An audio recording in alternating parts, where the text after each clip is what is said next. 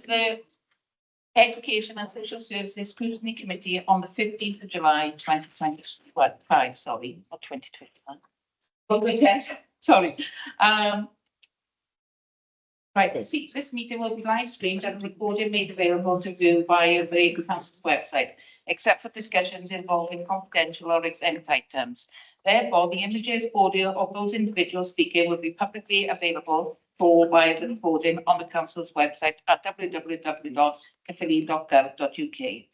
If you know of any apologies, could you put them in the chat, please? And we have the apology.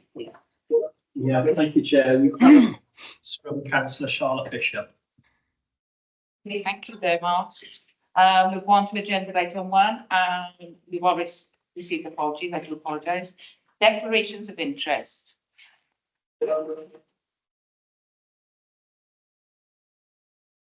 Councillors and officers are reminded of their personal responsibility to declare any personal and/or prejudicial interest in respect of any item of business on this agenda, in accordance with the Local Government Act 2000, the Council's Constitution, and the Code of Conduct of both councillors and officers. I actually have to declare an interest in agenda item 9. It's a personal one. I discussed this now with the committee officer earlier. So is there any other? No? No plans raised, Chair. As you say, I've noted your personal prejudice, your personal declaration of interest regarding that item, and I've written over the recommendations in the report, so there's no. Lovely, thank you. Agenda item 3, that's to approve and sign the following minutes. Education and Social Services Scrutiny Committee held on the 3rd of June 2025. We'll go from page by page. Page 1,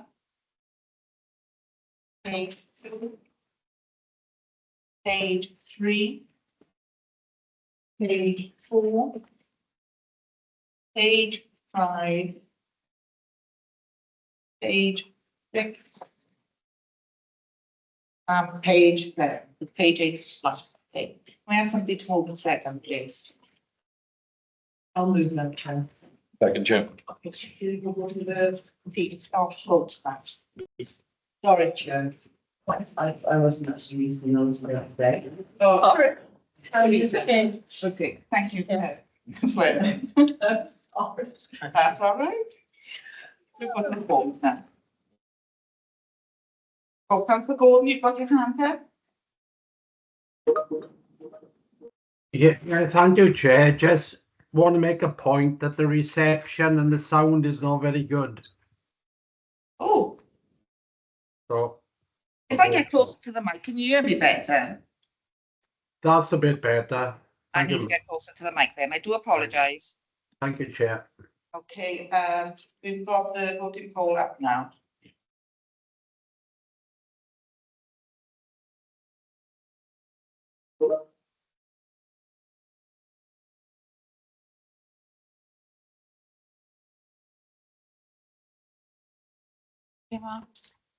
Yeah, that's carried, Chair. 14 votes for, no votes against, and there was 3 abstentions.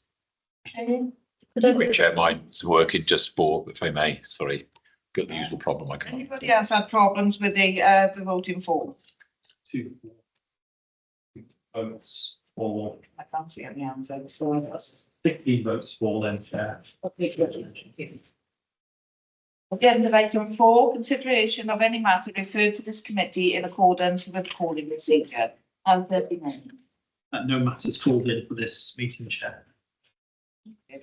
We go on to the Education and Social Services Scrutiny Committee Forward Work Programme, pages 9 to 12. And over now to you, then, Mark. Yes, thank you, Chair.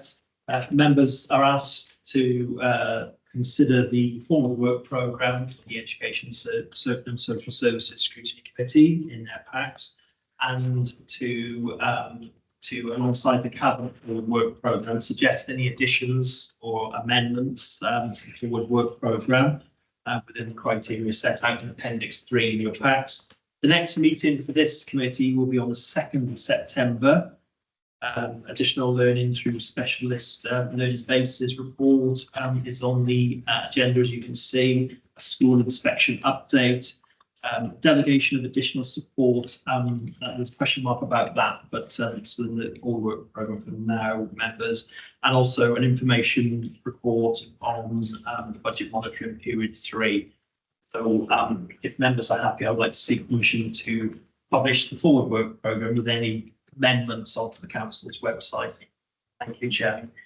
In the pre-meeting, I know a couple of members brought up information, things that they'd like to see on the agenda. So I will go to Councillor Gordon. Oh, you've got it. Yes, Councillor Gordon. Thank you, Chair. First of all, apologies for not making the pre-meet. I was held up. I see on the 2nd of September, we got a development of additional learning provision through specialist resource bases in Caerphilly Borough. Since it's ALN, is it possible that we could have some information on funding or the lack of funding, really? I was in a governor's meeting last night and what was being said wasn't very good. So is it possible we could have some information on funding for ALN? Okay. I'll certainly liaise with officers. Yeah. Chair. Scrutiny officer will liaise with officers on that particular item. Councillor Parry. Thank you, Chair. I'd like to have an update on the move from the EAS to in-house provision. What this means for all the schools and school governors. You know, I think there needs to be a little bit of clarity over perhaps challenge advisors and clerks to governors. Thank you. Or Councillor Heaven. Oh, Councillor Shackman Dawson, you look. I'd like to, I've got a few requests. I'd like to understand better what provision is in the education system to help young people improve relationships for the betterment of future family function. I'd also like understanding of the adult education service, to understand what training they're given to what's mandatory and what's optional in the carers, and I was told that this was discussed at the last meeting, but I don't know if it needs to be brought up again. The secondary school toilet issue, the young, I read that the young people are saying that they. That's right, Councillor Chapman Dawson, and that was one of the priorities raised in the forward priorities report. One of the main priorities. Right.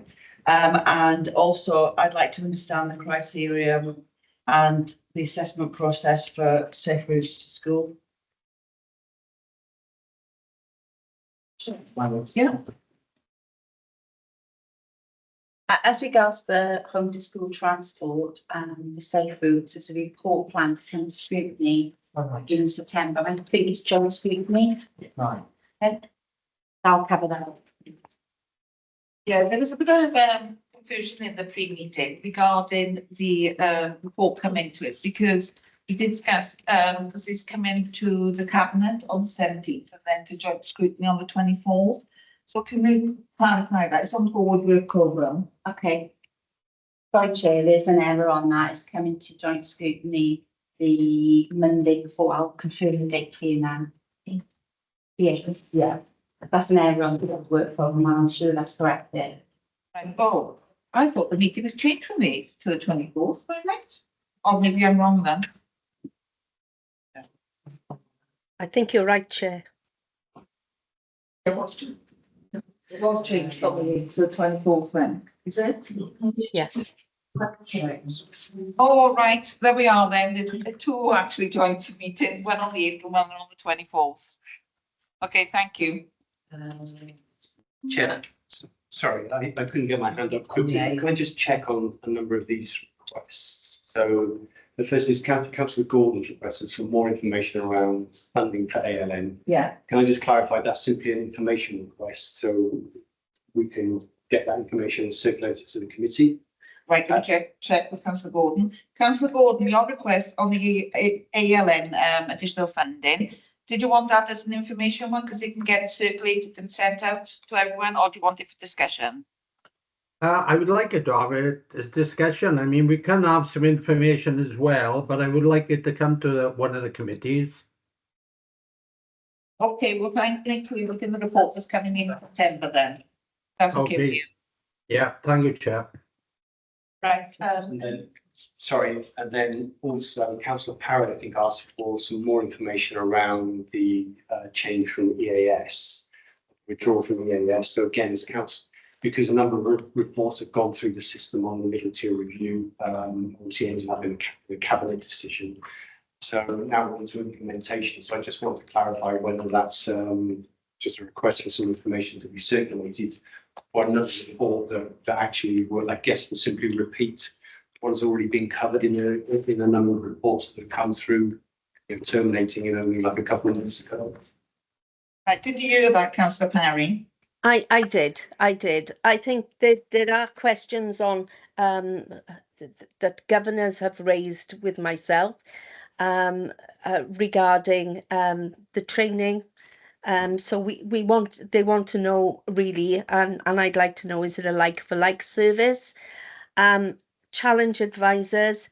There is a big query over the challenge advisors that were recommended to schools, including the Welsh schools, with no Welsh speaker. And I believe that there has been a little bit of upset with the Welsh schools, and they've insisted on having a Welsh speaking challenge advisor. So I think we do need some explanations there. Thank you. Sorry, Chair. So I wonder if the way I can guide my team in terms of the report that is being requested and how we can best meet the request. I wonder if we can look at bringing forward an update at the appropriate time that just brings out some of those points. So as we get into next school year, we'll be able to talk about how these things are actually being addressed. And we can have a discussion here at Scrutiny based on that report, if that's okay. That would be quite acceptable, but I think the issue over the Welsh language is of great importance there, and there was a feeling of not being treated equally with the standard schools and not the Welsh speaking schools, and the Welsh service given to them. So perhaps the best way of dealing with this is if I can ask the team to provide a sort of an update in the immediate term, in the short term, in relation to that particular issue. And then later in the year, we can bring a report that is a broader update in terms of the implementation of the middle tier review. Okay, thank you. Yeah, I think we have to have equality across the board, and they do need to have the Welsh speaking, like you said, there, councillor Parry. And then, sorry, Chair, it's just councillor Jack and Dawson, you asked for some more information around, I think it was teaching of stronger relationships. So again, is that I guess, Mark, you would have noted the detail of the request, but is that a request for a report to be brought forward? Yeah. Okay, thank you. I think we wanted clarity regarding it, didn't we, and whether or not it's being conducted across the board. Yeah, in all schools. Yeah, in a constant approach to teaching about relationships at school. Okay, thank you. I suppose my point is if I don't know, but if the answer to that question is yes, then that's doesn't really have the makings of another report for school scrutiny. So I'm wondering whether if I can seek an answer to that question, and then if you still feel that actually there's more to discuss here, then we could look at bringing forward a report into the forward work programme. Would that assist? Yeah, if you send me the answer to that question, then I think if you put your question down in an email in writing and copy myself in to Robert, and then we can sort of go across from there. Would that be okay? Yeah, that's good. Yeah. That would be. Councillor Heron, now it's on to you. Get your list. Thank you very much. I hope mine's straightforward. So I want to know if you could provide an update on the progress and any challenges faced in implementing the initiatives in the Forward Work programme. Thank you. He's looking at me thinking, what do you want about? So just if I can clarify, when you said the initiatives in the forward work programme, do you mean everything that's currently within the Scrutiny work? Yeah, I just think it's important that there are challenges to see how they can be developing later on as well. That, you know, it's going to be really interesting, because I did find it interesting, the report. But any challenges and, you know, progress as well, and they complement each other. In relation to a specific issue or in relation to? General, it's I generalised. know you think it both education and social Yeah. services. Yeah. Thanks. That's, I probably need a bit more definition. That's quite a broad. You'll be email. Right, perfect. No problem. Thank you, councillor Heron. And I think we've got Mr. Bazina now is up next. Thank you, Chair. It's really a follow-up to Councillor Parry's comments on EAS, and I guess this is a request more for perhaps information and really communication. I attended a meeting of the governing board that I sit on last week, and I think there's a lack of sort of information being made about or seems to be available to schools, and indeed the person who was supporting that meeting from EAS herself wasn't able to give any information on what would be happening next term in terms of whether she would be delivering the service or who would be. So I think it's really just a request that schools are needing some information on how that transition will actually take place, if that's possible, please. I think then we have councillor Aldworth. Thank you, Chair. Yes, I did put in chat that I wish to support Councillor Gordon's request in the further work programme for extra funding for ALN. That has come up as a topic in the recent governance that I attended, so it would be useful to me as well to have that on the programme. Thank you. Okay, thank you for that, councillor Aldworth. That has actually been noted. Is there somebody else? Councillor Ariana Leonard, Chair. Oh, councillor Ariana Leonard. Hi, thank you. Sorry to add to the list. I was wondering if we could have an update on the SRB provision in the borough, please, in secondary and primary school. How many units have we currently got in schools, and how many other provisions we've got going, please? And are we particularly happy with the service? Does it need to improve, that type of thing? Thank you. Yeah, that's fine. I am again wondering whether we might be able to bring that into the ALM report. I'll talk to the team, see whether we can bring that into the ALM report that's coming in, I think, September anyway. Thank you. Okay, do we have any further hands up now for forward work programme? Okay, we'll go on then to the. Move the chair. Oh, sorry. Can we have somebody to move and second the forward work programme? I do apologise, everyone. I'll move. Somebody to second. Happy to second. Okay, we voting.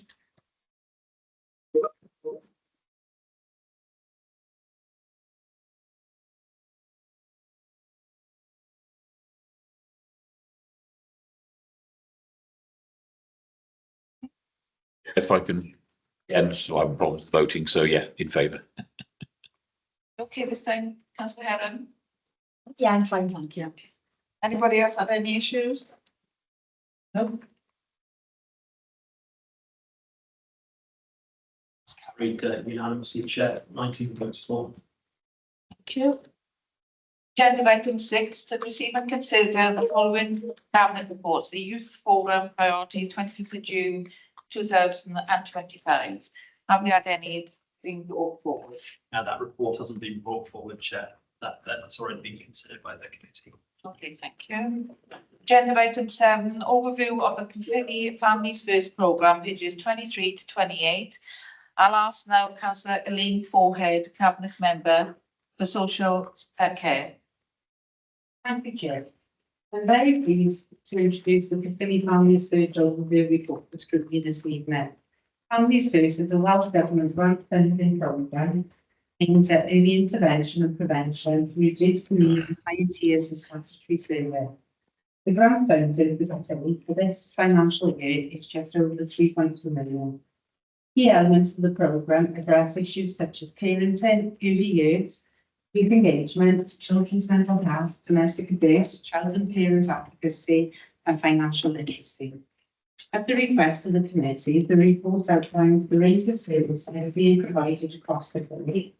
The report also advises that the programme is currently being reviewed in order to recommission services from April 2026. Consultation is currently underway with all stakeholders, and early indications are priorities for the Caerphilly programme are not likely to change significantly. The report is being presented for information. Becky Bolton, Families First Team Manager, and Gareth Jenkins are here to answer any questions you may have. Thank you. Okay, I see that the meeting, we have a couple of questions on this. So I'll go to Marina first, because she's got a hand up. My first question is, confident parents, stronger families. Sorry, not finished. And do parents with issues get referred to this project, as some parents may not see that this is one of their needs? Okay, shall Oh, we? sorry. Yep, we'll take that. Yes, please. So, yes, parents are referred into the project using a referral form largely. That can be from any professional working with the family. So it could be their school teacher, it could be their health visitor, but equally families can self-refer into the project as well. So if they identify that they might be having some needs around parenting or their children's behaviour, then they can self-refer in as well. My question was more directed at those parents, because I commented at the end about the parents who may not see that as something that they need, or they may not want somebody to question their parenting. For those that don't see it as their need, but yeah, the reality is, if there are professionals involved, then those professionals would be working with the family to help the family to identify what those issues might be, even if they don't necessarily see it from the outset. We should be working with them to understand, get them to understand that financial literacy and parenting support, whatever we're looking at in terms of that, will be relevant as part of that referral. For families that we're not involved with, we can't really do much about that. right. To be fair, because we don't know what we don't know, and families don't necessarily know what they don't know today. No. So it's a bit more difficult. Families have to identify what the support that they're looking for in order for us to help them to access that support. Sorry, would other professionals know about this service, say doctors, etc.? So Yeah, so QPs would refer into space wellbeing anyway, and Families First is one of the rolled out of space. But health visitors, nurses, most professionals are aware of the Families First programme. question. Only as a follow-up to your this question you was asking. Right, no, this is a different question. Right. I think what Marina was getting at the pre-meeting was that if, say, for instance, you, a social worker or a doctor or a professional recommends that person then to go to this particular class, this parenting skills class, and they say, no, I'm not going, would there be sort of any other involvement to sort of like get them to change their mind? I think that's what you were asking the pre-meeting, wasn't it, really, as well? You mentioned about, is there any repercussions? Well, yeah. Yeah, repercussions. So we do have sometimes parents who are difficult to engage in services, and as much as possible we would try to look at how we can meet those needs in perhaps a different way. So if they don't want to come to a group provision, because sometimes families that's hard to get to, or they don't want to be with others in a group, then we could provide that on a one-to-one basis in the home. That particular project also does a number of pre-engagement sessions with the family, so what we call just a getting to know you kind of session, where they would come out, visit the family where they're most comfortable. That could be in the home, a community setting, over the phone or video, where we can try and explain the project in more detail and bring them on board to what we're doing. So really trying to engage them at the earliest stages to make them comfortable, get to know their project worker, then find out how would they like to receive that support and can we tailor it to them in a more bespoke way. But it is consent based. So the Families First programme requires parents to consent to the I imagine it works better that way. Yeah. Thank you. You've got another question as well then. Yes. Yes. Yeah, go ahead. The other question is, are these projects carried out by various groups, organisations, and does this include third sector organisations? Yes, it does. So we have a variety of projects and contracts, and there's some other internal CCPC teams like the youth service, and others are third sector partners like Bernardo's platform, lots of third sector partners there that we go out for citizens advice as well, that we go out for external tendering. Thank you. Okay, councillor Heron, you had your hand up. No, I think I was going to ask you a question, but I think this could be. I was going to ask about how the findings from the current needs analysis and draft review directly shape and the design and commissioning of the next Families First programme, so that to ensure that gaps in early intervention support are addressed and services are accessible to the most vulnerable families. Top secret at the moment. I knew you'd say that. We're not allowed to speak because we're entering the kind of tendering and procurement process as we speak. But they will, of course. You've had a couple of really positive consultation events. Yes, very well attended by professionals. Online surveys very well responded by residents, families, and professionals as well. Lots of looking into historical information you collected over the contract life as well. So just trying to pull on lots and lots of information to inform the decisions, and then looking at that in line with the Welsh Government guidance. Brilliant, thank you. But we would get shot if we said too much I know. at this stage. That's why I asked it. Thank you, that's brilliant news. Okay, councillor Broughton Pettit, please. Yeah, I thought it was an excellent overview of Families First, because I didn't know very much about the service. But could we have a copy of the JAF review to see how an example of a family going through the services and what help they receive? No, you know, not names, obviously, just the sort of services that a family received. Yes, certainly we've got some, we can anonymise and give some examples of families and their journey through Families First and the sort of thing they access, of course. Right, thank you. We'll send that out on email, yeah. Thank you for that. So they will all be sent out on email to us. Councillor Parry. Thank you, Chair. Two questions. First one is, the report is really very interesting. The first one is, I understand that Family First provides funding for early years parenting team, the 0 to 7 years with the early language development. So can I ask what kind of referrals can a nursery provision in a school make when they identify a child with difficulty enunciating words and being understood? And is this more of an issue since COVID? I'll answer part one first. So for our early language provision that we have with early years, that is called Outreach SRB, and it's effectively an outreach provision from the SRB basis. That is linking very heavily with the nursery classes in our primary schools. We're taking a slightly different approach from September, and we're going to be, usually schools would need to submit referrals before October half term for any children that are identified.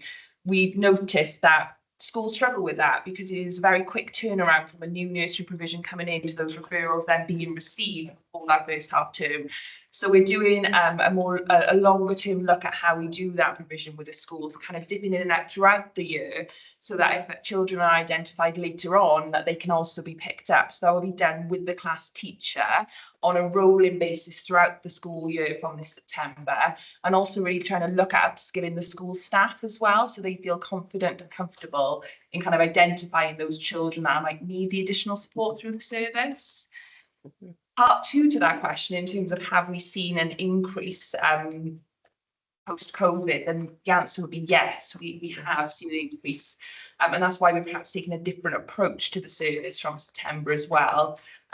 Often it's difficult to see what the underlying need is for the child, whether it's an environmental kind of need or something that's more an additional need or disability. So we are seeing more referrals through post-COVID, I have to say. Right, thank you for that. And my second question regards the confident pairing and stronger families. Can I ask how many families across Caerphilly now are participating in the project?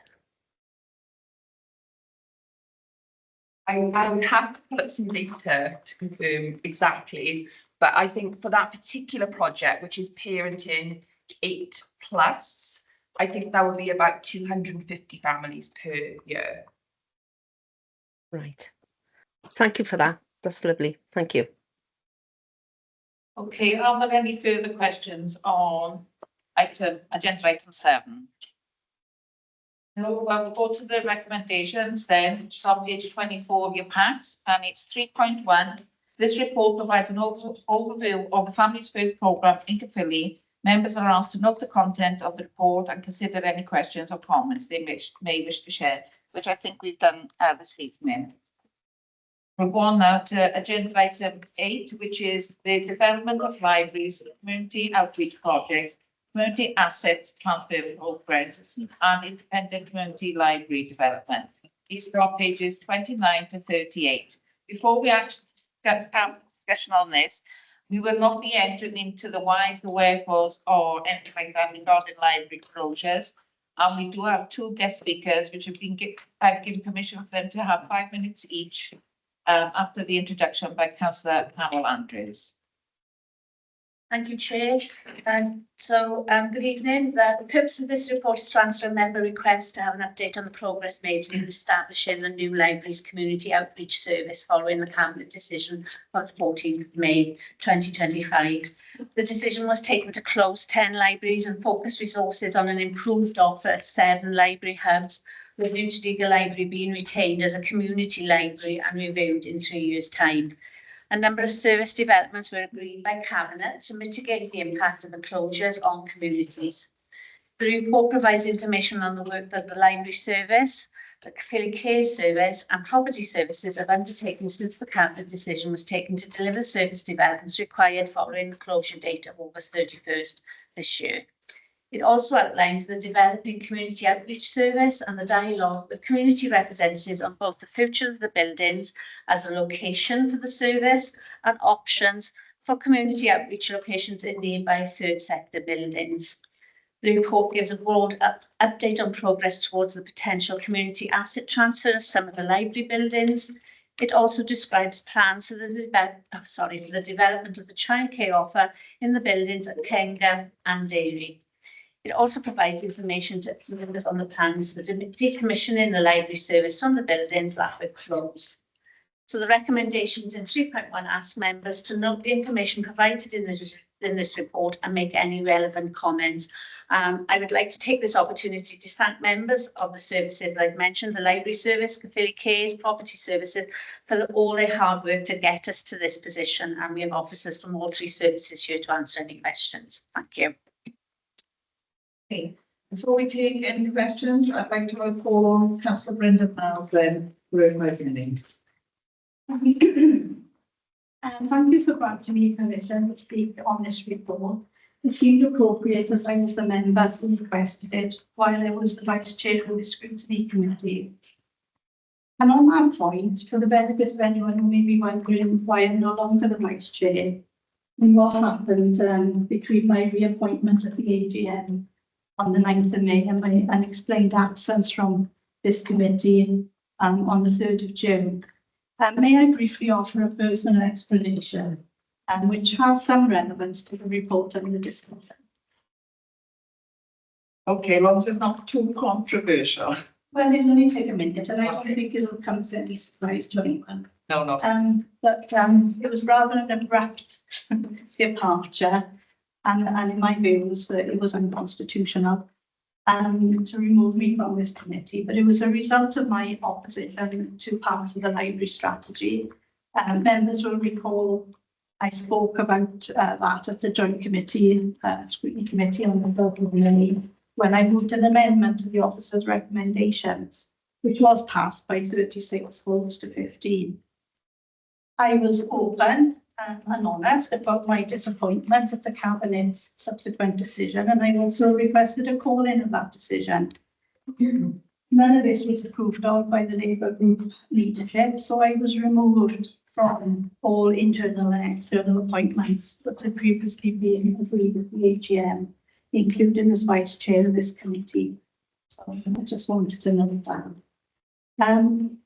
I'd like to say as well, though, that scrutiny committees have a statutory power to scrutinise decisions the Cabinet is planning to take, those it is planning to implement, and those decisions that have already been taken or implemented. Scrutiny and Cabinet are separate functions, and scrutiny should not be dictated by party politics. My hope is that no member of this committee feels under pressure not to properly scrutinise services because of political affiliations. Turning to the report, members will recall that the previous report presented to joint scrutiny on the programme entailed the negative impacts the 10 library closures will have on the target set by Welsh Government. These 4 aspects of the library service, namely resources, staff, place and availability, are integral to the statutory requirements for a comprehensive and efficient service. The May report stated that Caerphilly will not meet the targets on staffing level, stock acquisitions, opening hours and staff qualifications. And today's report did not give any update of what, if anything, is being done to address those shortcomings. Where targets are not fully met, the annual return to Welsh Government must include a strategy for improvement in the following year. Members, is Caerphilly Council working to ensure the library service meets the minimum statutory requirements? I see no evidence of it. We're just over 6 weeks away from the closure of 10 libraries, which will be a great loss to the communities they served. By now, I expected there to be a clear picture of what levels of service residents in each of the 10 areas affected can expect from the 1st of September.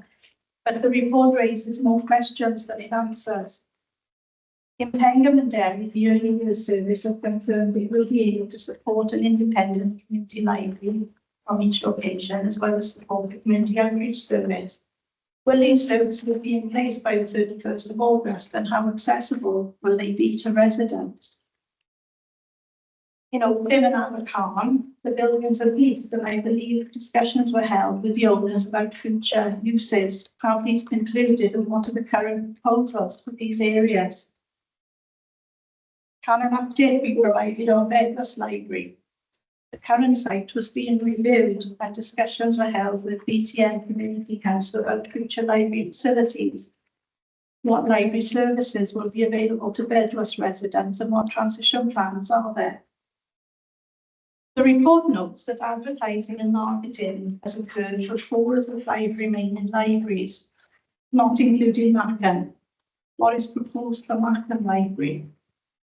Concerning the 4 libraries which have been offered for community asset transfers, I believe the original deadline for expressions of interest was the 1st of July, with the period from the 2nd of July to the 12th of August set aside for assessment and reporting of the interest received.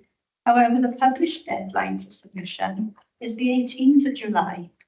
Does this mean the timeline has slipped? With 3 days left for submission, has interest been expressed in each building? Are there proposals for independent libraries at each site? Will there be when will the 4 communities know where they can access outreach services after the libraries are closed? Can we ask you to start about things that Councillor Meyer? And finally, what assistance has been given to groups using these buildings so that they may continue to meet elsewhere? Members, I know I don't believe that independent libraries are the best model for delivery. Options around the key decisions should have been brought to scrutiny, in my view, including the option of community-supported libraries. However, it's still scrutiny's role to ensure that a comprehensive and efficient statutory service is delivered, and I trust you will continue to monitor and evaluate the library service going forward. Chair, thank you for letting me address the meeting, and I've listened with much interest to the debate. Thank you for that, Councillor Mears. Can I ask, have you been removed from the committee altogether then? Yes. Right, okay. And every other committee. Okay, and now I'd like to ask. Chair, sorry, I wonder, can I just offer just a couple of points of clarification? It's just in relation to Councillor Miles' introduction, basically to her statement. It's just to be clear, there are other processes if you have concerns around your individual circumstances, and also just to clarify that it isn't the Labour group that determine whether calling requests proceed or not. That is determined by the monitoring officer, as you're aware, not the Labour group. Thank you. We understand that, we're going through that at the moment. Yeah, can I call now on says Maria Carnage. I do apologise, Maria. Yeah, Thanks very much. I'm the Secretary of Community Trades Council, and I'm also the Secretary of the campaign to save Arbitrator Library. And some of you may remember me from the meetings on the libraries back in May. Just to be clear though, I'm speaking on behalf of the communities around all 10 libraries, which we've been working to involve in a united campaign. I've read your report, and some of what you say is very positive. Obviously, we welcome investment into community outreach, and we want the council to build on the library provision that we already have. But nothing in your plans can in any way replace bricks and mortar libraries with dedicated staff in the way that we have at present. And I want to raise that the council recently reported an unspent £5 million in last year's budget. You should see that as a windfall. We do. And our campaign is calling for money from that windfall to be spent to secure the future of all 10 libraries for many years into the future. Instead, as we know, the council proposes to put away £2.7 million for medium-term contingencies, even though 14.3 million, which is the 3% required by the finance officer, has already been put away. Yeah, can I just stop you on there? Regarding the financial side of things, I can't be specific about the financial extras that they've put away, but it might not necessarily be from a particular, it could be from a different department, I don't know. So without having that information to hand, I don't think we really can discuss about that website. Well, that's fine, but I do just want to raise that it says there that it's been put into a general fund for medium-term contingency, general fund. That's in, it's public domain, that's published by the council. And I'm just saying, as a general point, that we would say that keeping our libraries open and in-house is exactly the kind of contingency that money should be waiting for. And Cabinet was actually asked at the meeting back in May, why not put the 3 leisure centres out to community asset transfer? And the council leader replied, speaking very cogently and convincingly, about the massive problems with cats and how Caerphilly has steered clear of such proposals and schemes in the past and kept services in-house. I couldn't agree with him more, which makes it all the more incomprehensible to me that council is proceeding with, closure and cat plans that would rip the very heart out of many of our small valleys communities. And I don't want to be cynical, but when you invest in Caerphilly and Blackwood, everyone can see the results. Spending in a small place like Abertruder or Senghennydd must feel like a waste, and it's not. We have a right to expect our council to look after us. And in my opinion, then the opposition has discredited itself just as comprehensively as the council majority, because they could have fought the council's plans to close or offload libraries, and instead they rushed to set up CAC applications. So I feel that it's very disappointing politics from both camps. And I have to say, and I think you should know, that anger from local people at seeing a notice outside our local library saying it's being offered for a cat, and it's seeing our library marketed online. People are hurt, they're furious and they feel abandoned. And I'll be making sure they do see parts of your report that shows, for tonight, that shows that, there's plans for decommissioning our libraries. I feel it's a very disturbing word, quite frankly, to use about a library. Savings to be made are trivial in budget terms, but it's never been about money. It's been a question of policy. But having said that, and I'll just make this point again, that £5 million windfall does give you a graceful way out. And I hope on reflection that the council can be persuaded to take it. Our campaign isn't over. If Keir Starmer can U-turn, so can Caerphilly Council. And I've come here to ask the support of you on the Education and Social Services Scrutiny Committee to save our local libraries. We came up here to protest last Monday, when we found out about that £5 million underspend. And I don't know whether some of you saw us outside. The Observer is going to be publishing a photo from that protest in an article this week. We'll be circulating a press release to the whole of the media. We have a march and rally this Saturday in the Abra Valley with excellent trade union support and support in the community, and it's been cleared with your events department. We're not going away because we can't afford to fail. Our valley is too important, our kids' future is too important, and we've inherited a rich legacy that past generations had to fight for. We can't let that be thrown away. And we don't want to go back to Victorian times when people had to run their own libraries. So we have to fight, and we think we can win.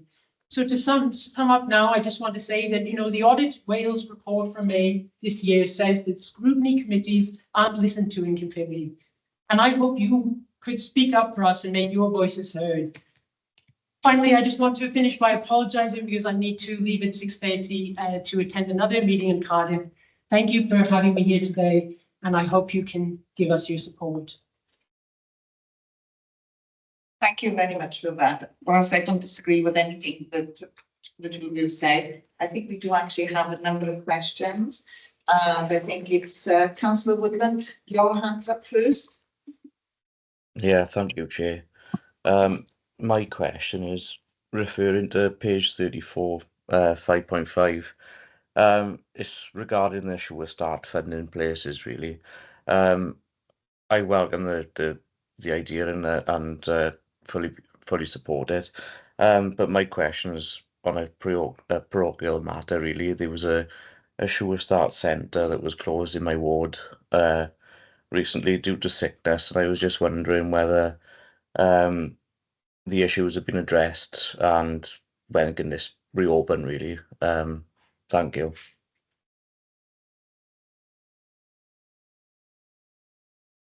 Okay, can anyone answer that question? I can't share, but I can go written response from Sarah to member, if that's okay with you. Does that meet your requirements, Councillor Woodland? Yeah, that's lovely, thank you. I have had correspondence back and forth with regards to this, so yeah, thank you very much. Sorry, Councillor Pettit, please. I've got two questions. One about school engagement. Does this include both primary and secondary schools for the library outreach school engagement? And how often will a school get a visit from the library outreach? That's my first. And then the other question is about the reading group collections. Shall I ask that? Sorry, Chair, what's the second question? Something to do with the collections, wasn't it? About the reading group collections. Can you explain more about these? And how many groups are there and where are they held? I'll take the first question and Karen who will elaborate on the school engagement. Yes, in primary and secondary. As for the, I'll take both those questions as our libraries expert, Karen. Yeah.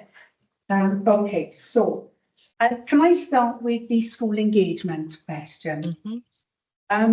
We, as a library service, we've always offered children and families a fantastic service, and that will continue even when the 10 single staff libraries close.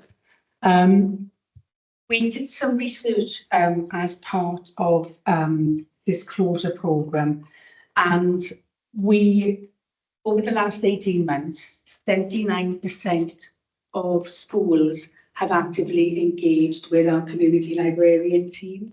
So we already reach 79% of the schools, and that's through different, whether they visit the library or the community librarians go and visit the schools, or just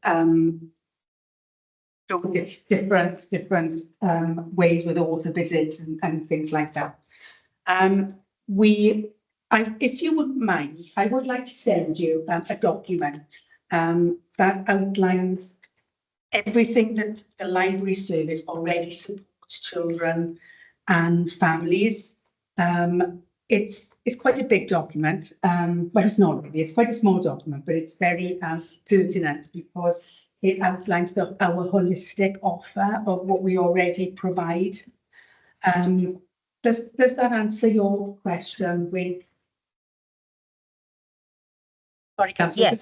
does that Yes. answer the question? I mean, we will be looking at reviewing our school engagement programme in the near future with the community librarian team, with the library management team, and with Paul Warren and Kerry Cole, to see how we can further improve our school offer with library services.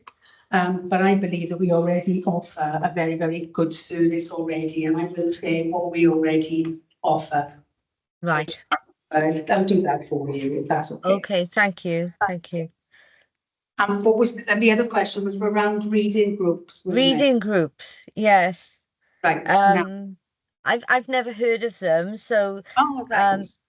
I'd So just a like to know a little bit more about them. Yeah, okay, so a reading group is where a group of like-minded individuals meet together to read the same book, and then they'll have 6 weeks to read it, and then they meet either in a community setting or at a library, or in some cases at people's homes, and then they all discuss the book. So it's not just it's not really a literary thing. We just say it doesn't matter if you don't like the book,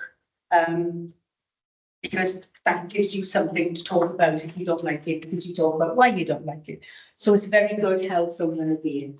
So we have, oh dear, I'm going to have to check my figures, but I'm sure we have 38 reading groups around the borough. And are these organised? These are organised by Caerphilly County Borough, are they? Because I mean, I've heard of reading groups like amongst friends, you know, a voluntary thing, but these are actually organised by the council, are they? The majority of them are, yeah. But what the library service does is we support these library groups. So if you or a group of friends wanted to get together and to read the same title, then you would come to us so we can facilitate the reading material for you. We have over 200 titles, which we lend as well to other South East library services. So we've got an extensive collection that we can support. So what we're doing is we're working with a Caerphilly Cares team at the moment to look at any possible reading groups that may be displaced, working with them to see whether they'd like to continue with a reading group offer, and whether they'd like to find alternative locations where they can meet, whether that be a local community centre, or whether that is in someone's home, or a coffee shop or somewhere really. Wherever, Yeah. or it's somewhere like Wetherspoons. I don't work for Wetherspoons, but you can have unlimited tea and coffee, which was something that I learned last week. Okay, thank you. So those are our reading groups. So if you are interested, please get in touch, and I'll give you a list of titles you can choose from. Okay, thank you. Thank you. Thanks for that. I'm going to call in now Councillor Heron, and then I know, Teresa, that your hand isn't up, but there was I think, quite a pertinent question you asked in the pre-meeting. So I'll call you in after Councillor Heron if you still want to ask that question. Yes, thank you. Thank you, Chair. I mean, the other please as well. What specific strategies are being employed to ensure that the library's community outreach projects effectively reach and serve residents who could be impacted in the future? Shall I start with girls? Yeah, and then I've got one that I read. Okay. Report has a lot of detail, whether it actually conveys it in the right way, because personal is better for us to talk about what we're doing. Each of the libraries impacted for the closure, we have met with ward members in each of those wards. I know Councillor Chapman-Dawson, yourself, Councillor Heron and Councillor Davis. And we've learned from you around the best venues for some alternative provisions. In some of those sites, a community asset transfer is available, which aligns with offering some library service, and in the case of Payneham, a flying start provision as well. So I think the engagement with members has been key for us to know what's in the vicinity. In some areas, it's led to us offering a library provision in more than one site within our ward. We've had in the case of Councillor Davis's ward, we're looking at a number of sites to put some book provision and sites for our community librarian to visit. So we've engaged ward members, we've engaged our community groups before through Tina's team, and what's been important as well, unfortunately the very small sites, which is the 10, haven't hosted many groups because of the size of the premise. But if there are any groups that are impacted, and there are a relatively small number, we're working with those groups to ensure that they've got another site that they feel comfortable in, that meets their needs, and we can support the group at that alternative site. Karen mentioned the reading groups. They're not only in libraries, they are stretched into community centres and other venues anyway. So I hope that perhaps brings the report a bit more to life, but any further clarification you need, just Yeah, thanks for that. Thank you. I'll call on Councillor Parry now because she did ask a question in the pre-meeting, and then I'll go in order then as they go down. Could I request that I go last, please? Because one of the questions that I had has practically been answered. Yeah, okay, you can go last. Thank you. Okay, then Councillor Skivin.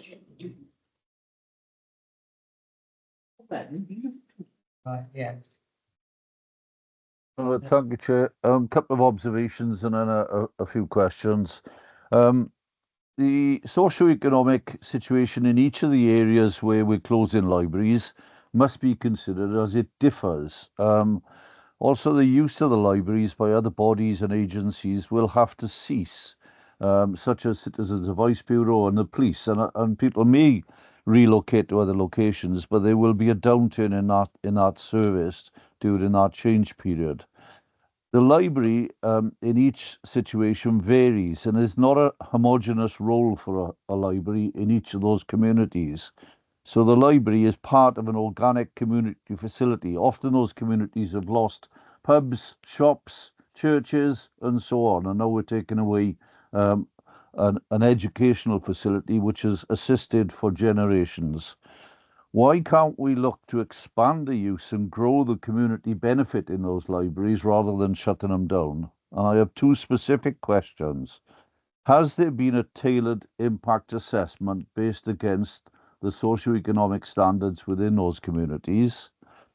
And plus, will the new library proposals exclude certain groups, such as people who have no vehicle or no access to the internet? And will it actually increase the use of public transport and or probably private cars in accessing more remote facilities? That's my question. Thank you.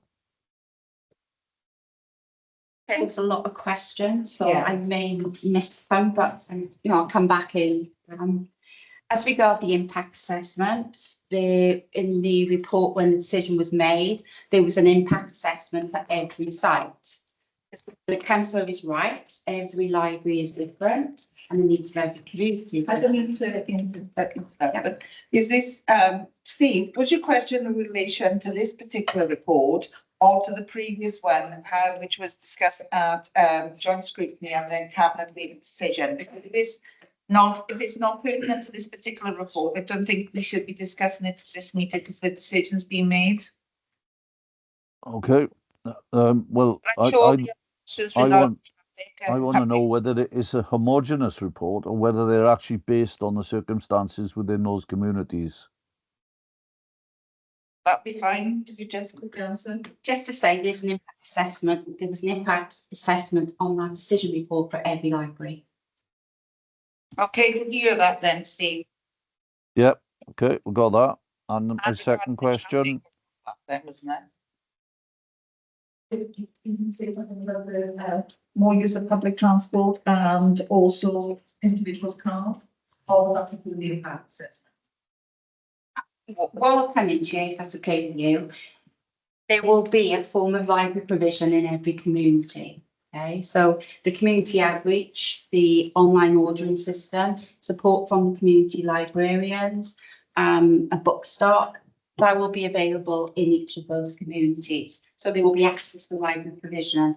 For individuals who are deemed vulnerable, we've also got the library link service, which is a home delivery service to those vulnerable within our communities who meet the required criteria. So that is available. It's readily available online. And Karen can share that with members if there's any queries to what that criteria is. As for the increase in transport, if somebody wants to visit our library, our libraries, obviously there will be a need for public transport or car journeys to get to that site. That's a fact. But what we are doing as mitigation against that is allowing people to access books, a community librarian, and support within their communities. The councillor mentioned digital. Digital isn't the answer for everybody. You know, the Village Cares, the library teams recognise that. So there will be a face-to-face service for ordering books. There will be book stock available. However, what we've also got is an adult learning team. So if people are interested in upskilling in digital literacy, that will be available. Wow. In addition, we're looking at bringing in some volunteers around Digital Fridays. I don't know if members remember our Digital Fridays programs. We are looking at that as well to upscale. But we recognise that isn't for everybody. Okay, thanks for that. It certainly wasn't for my family, but the Sorry, Chair, can I just respond as well? So the question around the CAB and the police in regards to attendance, they currently aren't in the smaller libraries. They're not in the 10 that are planned for closure. And actually, we've had some conversations with them regarding an increased presence in the town centre hubs. So actually, there's an enhanced provision in regards to the offer from citizens advice and the police and our other partners, public sector partners, who are currently not placed in the smaller libraries anyway. Okay, does that answer your question then, Steve? excuse me, I hear the information, it doesn't necessarily make me feel any better about this. And in a closing, I'd just like to say we seem to be spending a huge amount of management time and effort on this issue when perhaps we could have developed those facilities within the communities which have been already suffering from losses of community facilities. So I don't even know whether this is going to be a cost-effective exercise in this fullness. Okay, thank you for that, Councillor Skivens. Right, I've got 3 more people, which is Councillor Shachan Dawson and Councillor Patricia Cook, and then I'll bring in finally then Councillor Parry. And I'll also include Councillor Roberts before Councillor Parry, but that was a bit of the last 4. Oh, sorry. Councillor Shachan. You're waiting for. Could you email the criteria for being able to have the books delivered? Yes, no problem. Yeah, and what initiatives are there to encourage and inspire young people into reading? Your Karen will be.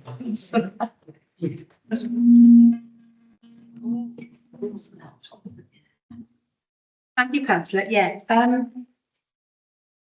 think going to the second question, I think it will be useful for me to send you the same document that I'm going to be sending to.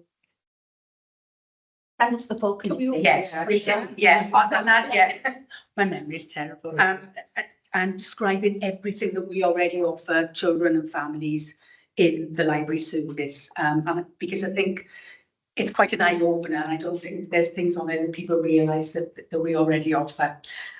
Your other question was around the criteria for Library Link.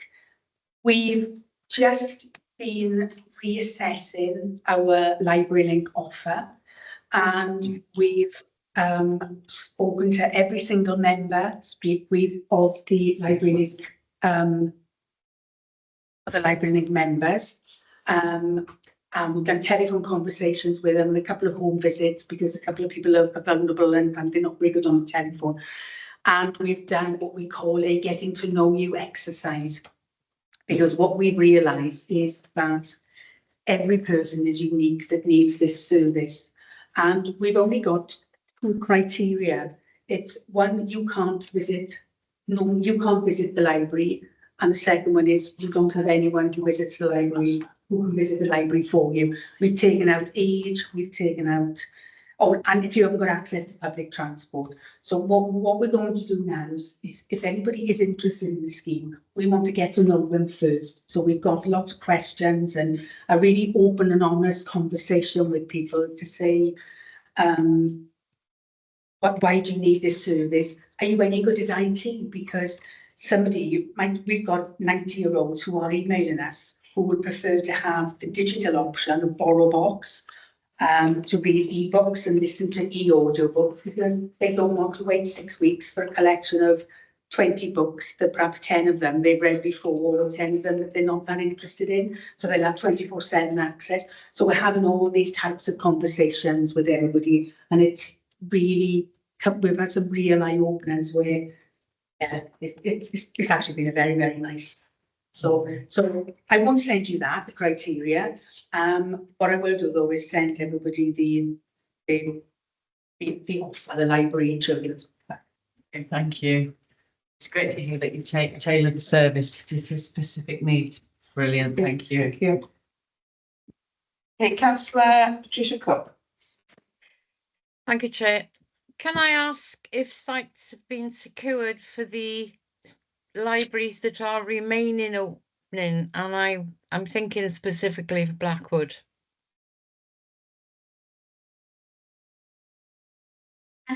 What do you mean site secured? What do you mean site secured? Well, because I understood that you were looking at other buildings where the library facility could be accommodated. Or is the library in Blackwood going to stay where it is?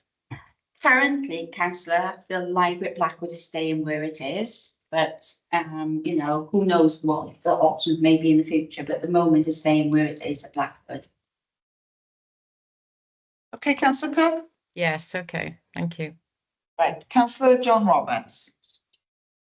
Hello, I don't know if you can hear me. I've had awful reception off and on throughout the meeting. First of all, apologies for again meeting the pre-meeting. I'm not making a habit of it. It just happens to be that way. Apologies. Regarding this one, an observation and then one question, maybe two. First of all, you know, sometimes we think we have a choice, don't we? And sometimes other people tell us we have a choice. And it ain't necessarily that way, as the song goes, or a song goes anyway. And looking at asset transfers, I understand why. If a building has got to be asset transferred, it's the building, not the service.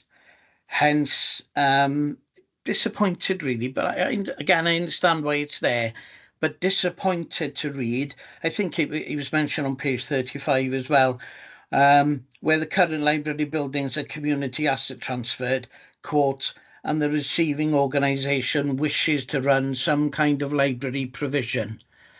That disappoints, which is why really, and on hearing that there were other applications for an asset transfer in my end of the place, we've tried putting one in as well, and I know that all these will be box marked together. So, you know, I like the idea of if a community is able to support an asset transfer, if there's enough appetite for it, I kind of like the idea of maybe that community being able to organise one if they've got a bid which is obviously strong enough and will be long lasting enough.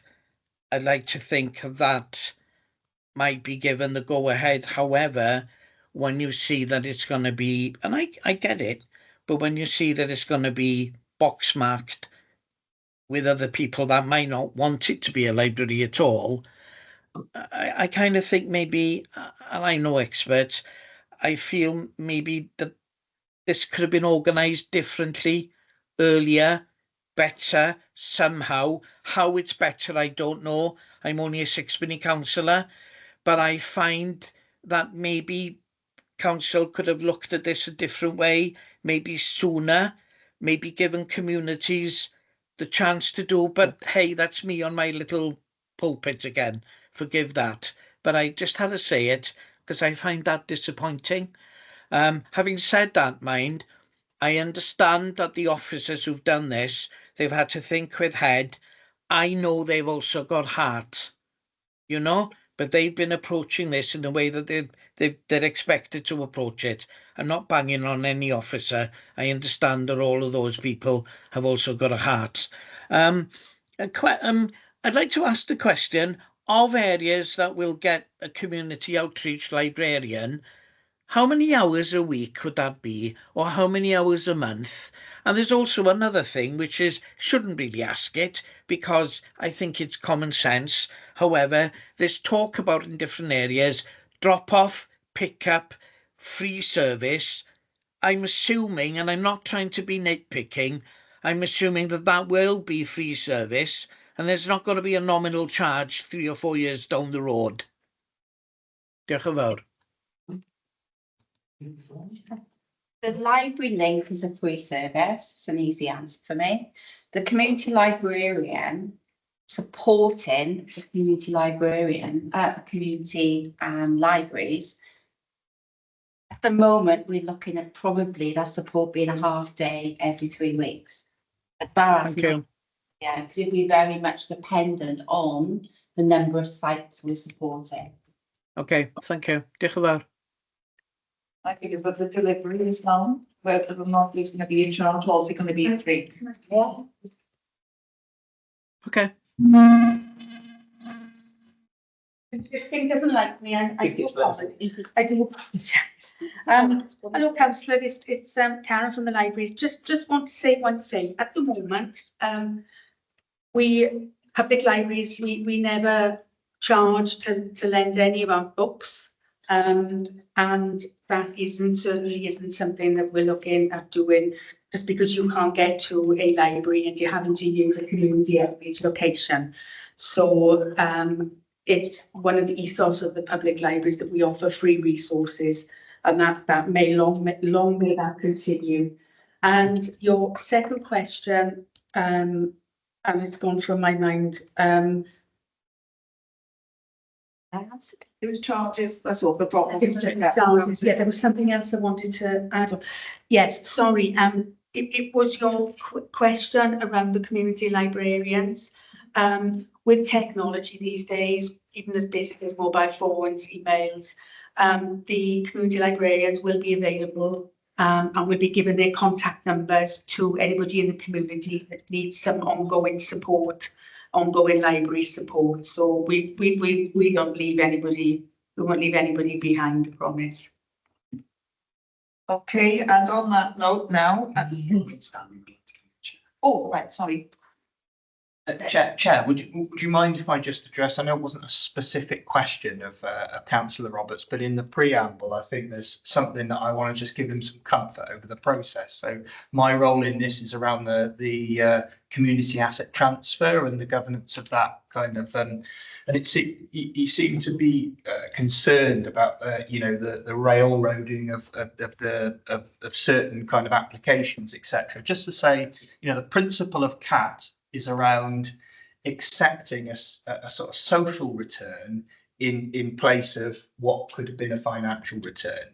So just to give confidence there, that's that is, there's members involved in that decision making when we get the applications to decide at various points when we go forward into the next stages. All councillors in the local ward will be invited to, have a look at what EOIs we've had in their wards to give feedback. So they're the best people to advise on those processes. So we'll seek those views. We'll get some feedback, and I just wanted to. I couldn't leave that unaddressed. I didn't want it to feel like we were making decisions behind closed doors. We'll talk to those ward members because you guys know your communities best. There we are then, Councillor Roberts. Every ward member's area that's having a library closed down, you will be part of the engagement process regarding community asset transfers. So I hope. Can I come in? Can I come in? I don't think we can be, can we? Because at the moment, one asset transfer that's going in our name, because we're still looking for. We've had the one community meeting. We've got to go back into community, and at the moment, it's gone in our names. Well, half in our names and half in the partnership name. So if we're part of the bid, surely we won't be involved then, will we? Otherwise, that would imply a bias. Correct. We'll manage those conflicts as they come through. Yeah, that's right. So if you're part of any bids, then clearly we have to manage that. But what I'm saying is that this is around, not doing with community asset transfer. That's okay. But I mean, I wouldn't want to be accused of being on a bias. Thank you. I'm sure you couldn't be accused of that, Councillor Roberts. Lots of other things, but not that. Exactly. Right, I think the time is up now. We'll finish off then with Councillor Parry. Thank you, Chair. The part of my question was asked by Councillor Broughton Pettit, but I really want to know whether computers will be available in all the hubs for our users. The computers are a valuable asset for a library and for the users. It could be for a youngster doing their homework, or for somebody who hasn't got a computer at home, hasn't got Wi-Fi, can't afford to have Wi-Fi put in their home. So I'd like to know whether all the computers will all remain at all the facilities, please. Somebody answer that. So sorry, is the question, will the computers remain in the hubs? Yes. Yeah. Yes. And for users across, even for those that are being asset transferred. Yeah, absolutely. Well, so in regards to the hub, yes, obviously all the IT and computer equipment will remain there. In fact, we are looking at enhancing the offer in the hubs and looking at other things as well, such as tablets and things like that, so that people can use those. But that is also, as Sue did mention, it's accompanied by a strong emphasis on enabling and supporting and training people so that they can utilise that equipment as well. So all the staff will have training to enable them to support people with their IT skills. In regards to the asset transfer and the outreach, the equipment that is currently in the libraries that are for closure is being offered to those organisations that are either going to have the outreach library service or in regards to the asset transfer. Okay. Thank you. Can I just finish off as well, Chair, because I want to put on record my personal thanks to Councillor Brenda Miles for her support of this Education and Social Services Scrutiny Committee. Her contributions have been valuable and have always been valid and constructive. And she's been my vice chair while I was chair of this committee. I want to say to the members as well, it's a very sad day when a member of this committee is removed, reprimanded for calling in a decision. This committee is allowed to be non-political and do things fairly, and our vote at 3615 showed that. But when I believe the call-in should have been agreed. It's a very sad day then when she's reprimanded and removed from this committee and all other committees. So I just want to say thank you very much, Councillor Miles. Thank you. Can I just thank Councillor Parry? You got really emotional there. That got to me. But thank you for those kind words. Much appreciated. I can only iterate as well that you've been a very valuable member of this committee, and it is a sad day when something like this happens. A truly sad day. For your contributions has been brilliant, and I'd like to stand as proud of you as well. Thanks very much. And stand up for your principles. Right, with that, then we'll go on to the recommendation, which is on page 30 in your packs, and it's 3.1, that members note the information provided in the report and make any relevant comments. And I think we've actually more than done that this evening. I think something we've been on for nearly an hour. Right, agenda item 9 is urgent and emergency care, flow out of hospital Gwent region. Now, I've already declared an interest in this particular item because I'm going through something similar, but I'd like to call on Councillor Diddley Forehead, Cabinet Member for Social Care, please.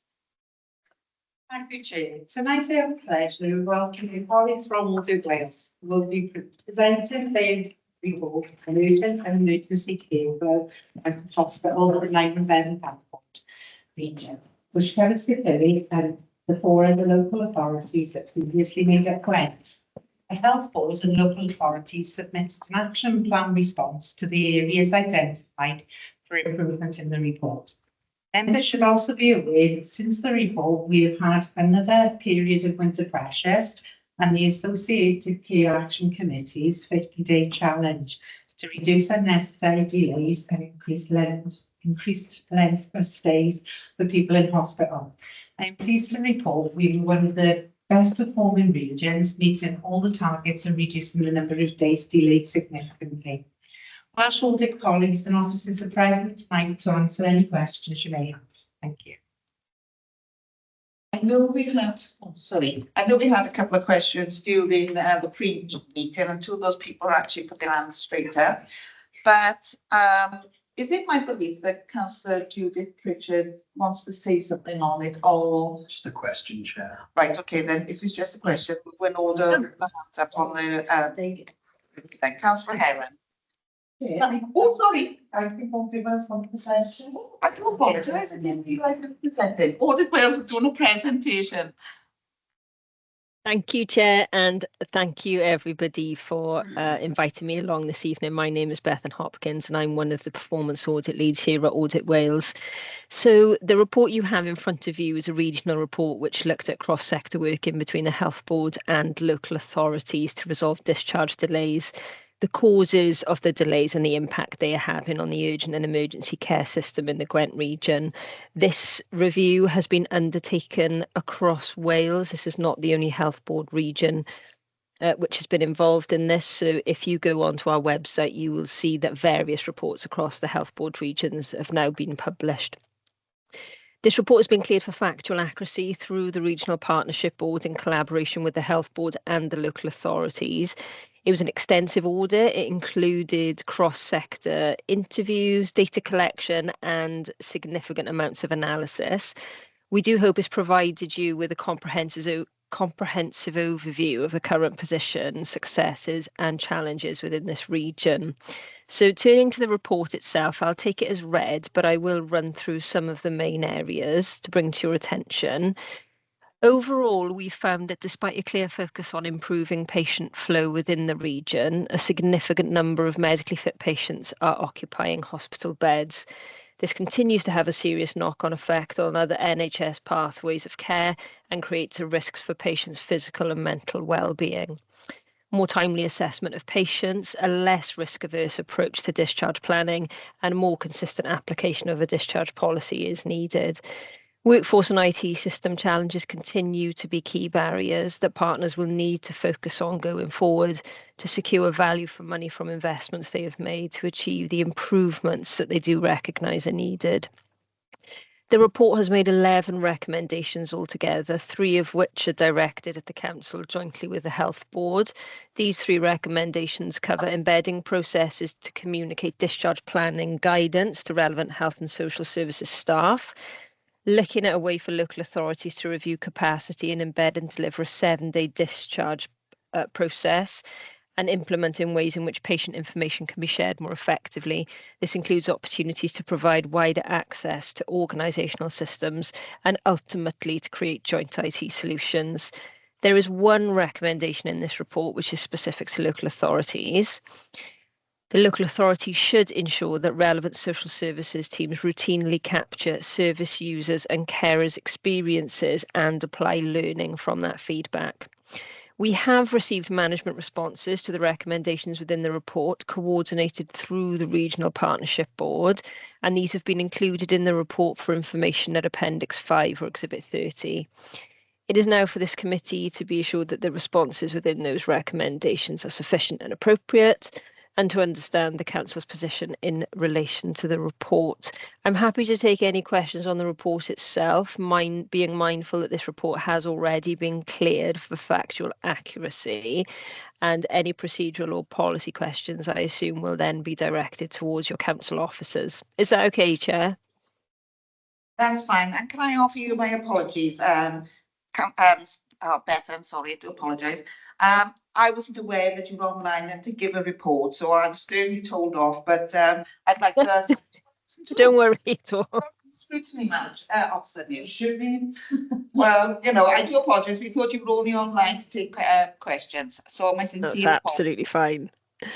Right, I've got an order as it's on my list here, and I'd like to call on Councillor Heron first, please. Thank you, Chair. Hi, Beth, and nice to see you. I believe you answered my question. I was going to ask about what steps are going to be taken to address the issues of medically fit patients in hospital beds, and how these measures improve patient flow and overall patient well-being. But I think you've answered my question. Yeah. Great, thank you. Yeah, that's fine. I mean, there will be some information in the management response form at the back of the report, which is how the Regional Partnership Board have responded to recommendations, which will include some of that information. If you want a more detailed response around what Caerphilly Council itself are doing in relation to that, it might be an idea to have a chat to Director of Social Services or Cabinet member to give you what the local approach is through the council. Okay, that's lovely. Thank you very much. Thank you, Beth. Councillor Shackland Dawson. Thank you. Mine is to either the cabinet member who's responsible for all the offices. How are we working with the health board to arrive at an agreement or to encourage realistic assessments of what the needs are of a person leaving the hospital?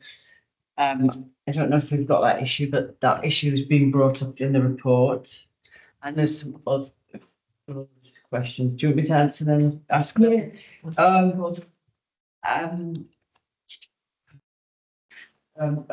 To get them the packages that they find in a timely manner. And are we using AI to speed things up? Beth might be able to answer that. And how are we sharing information for speed? Okay, Joe, would you like to come in? Yeah, thank you. We should mention them down. In terms of timely assessments, what we've done in Caerphilly is recognise that actually the best place to assess people is not in the hospital when they're not well, not functioning at their best. People are much better in their own homes. So we've expanded our assessment service, which means we bring people out of hospital and we go in then with our in-house carers with the ethos of reablement to promote their independence, to see that they can do as much as they can. Those carers can also pull on therapists or social workers if they need them. So if they need a physio or OT, they're all in that same team. Because we are doing that now, we are getting much more accurate assessments in terms of people, what their packages of care need to be, how many calls, how long those calls need to be. So we've seen a significant improvement in our time to commission packages of care. So at the moment, we've got 5 people, they're waiting about 70 hours of care, but they've only been waiting a matter of days. So the independent sector now has a lot more capacity, so we're able to move people through the system. So in our last packages of care delay census days this week, but in the last one, we had a few people waiting, but we had dates for all of those people. So that's a significant improvement.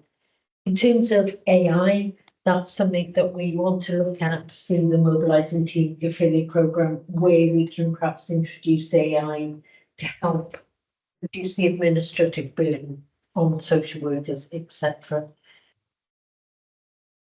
What was the last bit? I'll be sharing information. Oh, yes, I've written information. To making things flow faster. Yeah, what we found that is best done in person. So our staff attend board rounds, ward rounds, things that are called fish bowls in YAB. They're different, but they all tend to be in-person meetings, or we can attend them virtually. So say we've only got 2 people in Neville Hall, then it's not worth us driving up there, we'll attend that virtually. But these are occurring daily, sometimes twice a day. So we've got staff who will go over to YYF, look at all the people that are sitting in the medical assessment unit and see actually can we pull them straight home rather than being admitted. There are written communications, that's what's called the complex list that's available, but that changes so frequently, it's never up to date. It's better to actually have a conversation. We do record our ward notes as well. Thank you, it's brilliant. Chair, can I come back on one of the questions? Is that okay? Lovely. Okay. So on the last point around sharing information, we have highlighted it in paragraph 11 of the report. You'll see that we say that I understand the point that's being made around sort of local sharing of information, but at a more strategic level, I think what we found throughout this audit and throughout the other audits in Wales, there's lots of common challenges across the health boards, is that sharing information across organisational boundaries is difficult, and the compatibility of software to be able to do that is variable. So there are a lot of operational workarounds which teams undertake in order to do that. But I do think it is a longer term challenge for both the health boards and the local authorities, in that they're not on the same systems to be able to share patient data for that patient to easily flow from one organisational boundary into the other. So it is something we've highlighted in, I think, all of these reports across Wales. Thank you for that. Yeah, I can understand that there's difficulties regarding software. And perhaps they should be, Welsh Government should be starting to look at, having the same sort of standardising. Yeah, exactly, Marina. Standardising software through statutory bodies. So, okay, thanks for that. I'm going to call now on Councillor Judith Pritchard. Yeah, thank you, Chair, for allowing me to address the committee. I did actually mention to Mark Jakes that I wanted to make a couple of comments as well as ask a couple of questions. And the first thing I'd say is, as a member of Llais, which is the successor body of the Community Health Council, I know Councillor Parry is a member of Llais as well, I would urge members of this committee to actually join Llais, because we do get some very interesting reports from the Health Authority and Wales Ambulance Service. And I think there's some mention of Wales Ambulance Service in this report, but not a lot, because I feel this report is very complacent. It's about targets, it's bureaucratic. Targets, yes, but no mention of people dying in the ambulance because they've been stuck outside the Grange for hours and hours and not be able to get a bed, or dying before the ambulance actually arrives. And these things, as we know from the press, etc., are actually happening. And that's where our concentration ought to be. I've had an interest in delayed discharges for at least 25 years, and it was bad then. And it's really disappointing to see that successive local authorities, successive health situations, because of course we had a different setup for part of the time with the local health boards. It's disappointing to see that we've never got on top of this. You know, the reasons for delayed discharge are more or less the same as they always were. The report is very good at explaining what they are, but how come that we're still having this kind of situation, and we don't seem to, as a society, we do not seem to get on top of it? There are particular questions I'd like to ask, and I would like to support the report, having been in the situation where I did fall downstairs, broke my hip, waited for the ambulance not long, went to the Grange, spent a week there, had a replacement hip, spent a week there, a week in the Gwent, supposed to be for physio, but that was not much of a success, really.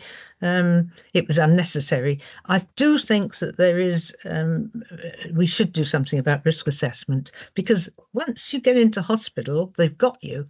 And if you're old, we've all got something wrong with us, and we do these tests, etc. I was in there for too long, and I think that this is one of the major problems: risk assessment and people not wanting, medical people and council not wanting to take risks. Aided and abetted really by relatives, because relatives don't want the responsibility. So that is a thing I would certainly be working on. And also the 7-day discharge. They have to do more things at the weekend. That's a no-brainer really. It would be difficult to organise a staff to do that, but that is part of the solution. So it was a very valuable report, but I feel in some ways wasn't strident enough and didn't shout enough. Anyway, the questions I want to ask is, what is a trusted assessor? There is a bit in the report about it, but I still don't really understand what the trusted assessor is. How you are going to train agency staff. We had somebody on the ward who was agency, came at night. I had to complain about that person, because I do know that when hospital patients, elderly people, should be shown respect, and he was not showing respect. So when I asked to see the nurse in charge, which took about God knows how long, 2 hours, she didn't even know his name. She said, "Oh, he's agency. I don't know who he is." So that's not a good, a good scenario really. So how are we going to train these agency staff? And the last thing is, how are we going to free up space in stroke wards so that they're not being used for general bed use? Because it's very important that people who have strokes get the immediate and appropriate care when they get to hospital. It can prevent a lifetime, well, not a lifetime, the rest of a lifetime of disability. So that's 3 main questions: trusted assessor, agency staff, and stroke wards. Thank you very much. Now, I think, Bethan, do you want to reply to that? Because you sort of got your hand up, so did you want to reply to that? I can, Chair. It's up to you. I'm sure that your officers will want to come in on it, but I am happy to give my end of the response. It's up to you how you want to do it. If you want your officer to go first, then me, whatever suits you, Chair. Let me check. Would you like to go first then, Jan? No, it's fine. No, you carry on, Bethan. Thank you very much. So if I take the comments in order to which they've been made, regarding your comment around, I think you used the word complacency, but I understand what you're saying around the commentary on ambulances, etc., outside A&E. This report was done regarding goals 5 and 6 of the Welsh Government's 6 Goals Initiative. All right, so there's 6 goals which Welsh Government have put together around patient care, and 5 and 6 are around getting care at the right place at the right time and getting home, basically, okay, getting on the right pathway. We are undertaking another review on goals 2 and 3, which is much more around patients knowing which service to access and around demand management at the sort of front door, if you like. So if we're using this report as the sort of back door, the flow out of hospital, but we are also undertaking a piece of work on that demand management at the front door, which will be published very soon. The reason we've done it that way is because, as you can see, these reports are substantial in their nature. So in order to have done it across both the sort of front door and back door, demand management and flow, these reports would have been twice as long and wouldn't have been as timely. So just to sort of make sure you keep a lookout for those, we'll make sure you get a copy. I have popped in the chat, we did exactly the same report with WAST, Welsh Ambulance Service, and that's been published. So I've popped that report in the chat for your information, so you can see what we've said about that. Regarding risk aversion, again, that's been brought up in lots of our reviews around. Often, I think we observed it was more around senior clinicians trying to get people back to a baseline of good health, but maybe they didn't come in with that baseline of good health in the first place. So actually it's normal for them and they can be sent home. So there is a lot of discussions going on in health boards at the moment around the level of risk and tolerances around discharge. Regarding the 7-day discharge, yes, again, that's come up quite a lot. We do find that if someone isn't out by, I think the figures show that if somebody isn't home by sort of before 12 on a Friday, chances are they'll be in for the weekend, which extends their length of stay. The trusted assessor, if I can just come to that, it was it was a national initiative aimed to speed up discharge processes where people would be trained to undertake assessments on behalf of other organizations, essentially, and then that person would only have to be assessed once. So, for example, you might have an occupational therapist assessing somebody, and then the social worker or the care home or wherever it is someone might go would accept that assessment rather than multiple assessments being done by multiple people.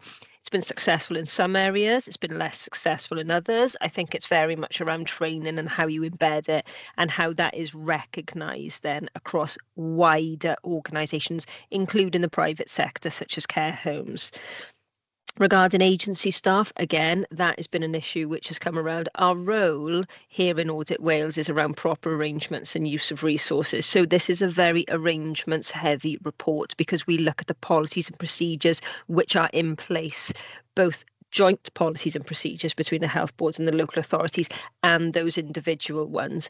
The challenges with agency staff, and obviously there's been a significant uptake or increase in agency staff use over the last few years in the health board, is embedding policies and procedures as business as usual and creating that culture where everybody knows where to go and who to speak to, etc., is difficult when you have different staff coming in every couple of days. If you've got somebody who works specifically for that health board, is there all the time, then they know and understand what that health board's policies and procedures are. So that is a challenge with agency staff, which we recognise in a lot of the reports. We have mentioned about the, I'm assuming you mentioned the stroke wards because we've mentioned it within the report. There is a measure from Welsh Government around access to stroke wards. So that is something which you can actually monitor and keep an eye on. I think that, again, the issue with that is if the flow at the discharge point was smoother and quicker, then what you wouldn't have is that sort of backlog of beds and then other beds in other wards being used for people who shouldn't be used for that purpose and should be ring fenced, for example, stroke beds. So really the problem is right at the end of the discharge planning process, but obviously it backs up all of the system, and you'll see that we've mentioned in a couple of the reports how it impacts things like planned care, waiting times, ambulances, appointments being cancelled for procedures because they just don't have that capacity within the hospitals for people to go in. Is that okay, Chair? I hope I've answered everything. If I haven't, please come back to me. Does that meet with your requirements, Councillor Pritchard? Yeah, thank you very much. Right, I call on Councillor Woodland now. Thank you, Chair. Yeah, my question really refers to page 42, 5.2, the timely, effective and efficient move for patients and discharges. Just basically having to ask what effective changes have been made really regarding care packages to be put in place and any follow-up appointments. Thank you, Chair. Yeah, I was going to answer that question. Yeah. Yeah, that's fine. I think going back to that reiterates what I said when I answered Councillor Chatham-Dawson's question. The position in terms of packages of care has improved significantly. I think an important thing is one of the things we've been doing across the region with the Health Board is called Balancing Rights, Responsibilities and Risks Training, which is about actually having conversations with people about what they can do themselves. The answer isn't always package of care, but I think people want to go to give something, and that's why we said bring people home and then see how they manage when they're there, rather than actually starting by saying you need care, because some people don't, and actually they're better once they get home in their own environment, doing things their way. So we have seen a significant improvement in terms of the waits for the packages of care when they are required. And one of the things that we did as under trusted assessor was that anybody could restart a package of care if a person's needs haven't changed. So if the nurse on the ward knew that someone had 4 calls a day and they came in, actually they could go home with that. They could contact that agency directly on a weekend or any other time, rather than having to go through the social worker.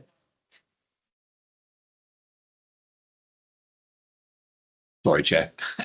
I had to, my laptop's died, so I've had to just log on to the hold on. Right, does that answer your question, Councillor Woodland? Yeah, thank you, Chair. Yeah, obviously every individual is different, so it's hard really to get a handle on which packages need to be sorted out quicker than others. Obviously, I understand that. But yeah, thank you very much.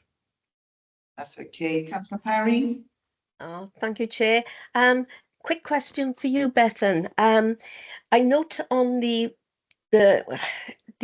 Wales audit was dated the 29th of May 25, but when I accessed the document, then it said September 2024. I don't know whether the 29th of May is the published date and the statistics are coming from September 2024. So that's my question around there.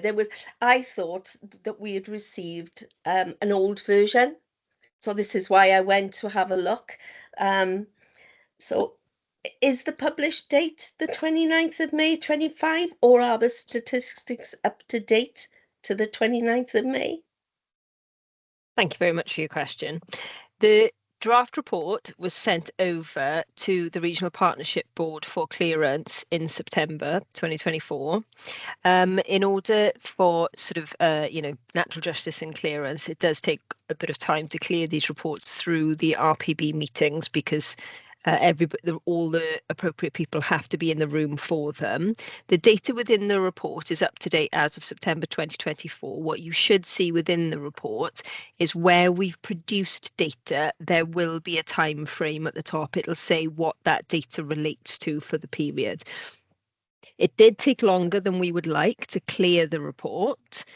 But what you'll see on the May date is the published date, so the date that it went onto our website. So this report has already been to quite a few committees. It's been through the Health Board Audit Committee, for example. It's already been through a couple of the councils. So yeah, it's as up to date as it could have been at the time of publishing. Right, okay. Yeah, because I was wondering if there's an 8-month delay. Was there a reason behind that? And my other question's been answered fully by Joe Williams, so thank you very much for that. No problem at all. Thank you for your question. That makes sense now, doesn't it? You told me. Right, can I ask for councillor Cook, please? I was previously a member of a task and finish group, and the topic we covered was hospital admission and delayed discharges. And the main problem we found was communication, and I'm sure that you've come across that as well. The question I was going to ask is, when people are discharged, and it's not the ones that are waiting for a package of care, it's the ones who can't go home for a number of reasons, and I'm sure we've all been impacted by that. With elderly relatives, you know, staying in hospital a lot longer than they should be, but not necessarily needing a package of care. And I wondered about the possibility of involving the third sector in a way that they could make it possible for patients to be discharged, not necessarily for a care package, but just to make it possible for them to go home. Thank you. Can anyone answer that question? Thanks, Joe. There are some schemes with the third sector where they will go in and help resettle people at home, perhaps get them food, turn the heating on, etc. Those sorts of things are there. When we do the validation, we do not find that anybody is delayed for those reasons, because usually someone will find somebody that can do that if necessary, even if it has to be the social workers themselves. We don't delay people for that, because if they don't need a package of care, as you rightly said, they were normally managing before in the community and would have people that can help them. Does that answer your question, councillor Clough? Yeah, okay. Thank you. Can I call on councillor Skibbin? And Bethan, I noticed you actually got your hand up. Is it to answer councillor Cook? All right. Can I ask Bethan, before you come in, Steve, can I ask Bethan to answer councillor Cook's question? Thank you, Councillor. Yeah, it's a great question on third sector provision. So one of the things we did find while undertaking this work is exactly as you said, there are various problems why people might be delayed coming home, and whilst care packages are big ones, there are lots of other issues, especially around housing and suitability of housing to go home. It might be something to do with the physical state of the property. For example, we heard about things which, you know, work needs to be done, for example, for somebody to safely go home. Access into that property could be an issue, etc., etc. We did come across through the Regional Partnership Board funded projects, through local authorities and through the health boards and their strategic plans, lots of involvement in the third sector in various different ways. So there are a plethora of third sector initiatives out there doing all different things. Some might just be around shopping and getting somebody settled at home, you know, just making sure that someone's got the prescription that they need and just getting them settled in and checking on them for the first few days they're there. Some of it could be around clearing properties to make them more accessible for that person. I think the key that we found is around the local authorities and the health board recognising what the challenges are in their community and being able to pivot projects in order to address that, whether that's through the third sector or whatever it is.